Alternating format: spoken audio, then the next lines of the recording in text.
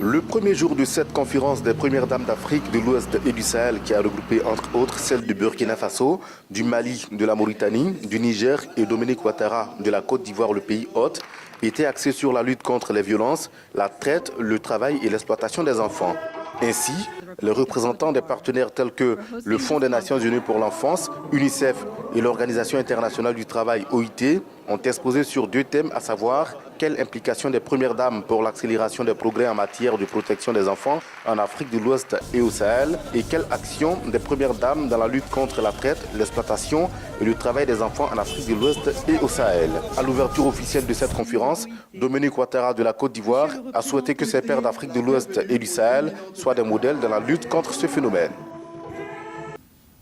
Mes chères sœurs, si j'ai tenu à faire cette conférence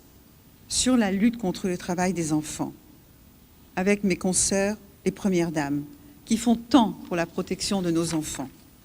c'est parce que je souhaite l'implication de toutes les premières dames sur ce sujet qui me tient particulièrement à cœur. En effet,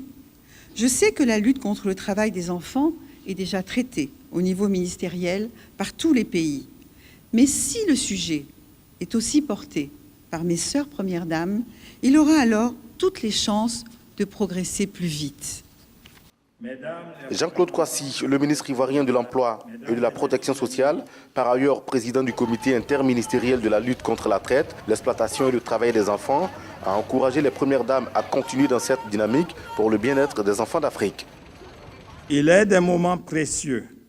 comme ceux que nous vivons en ces instants, qui sont chargés de sens et d'émotions et qui témoignent des valeurs inestimables que sont l'amitié, la fraternité, la solidarité, la compréhension mutuelle et la communion à un même idéal. Cette conférence des premières dames d'Afrique de l'Ouest et du Sahel va prendre fin ce mercredi avec le lancement de la campagne régionale de communication du projet d'autonomisation des femmes et du dividende démographique au Sahel.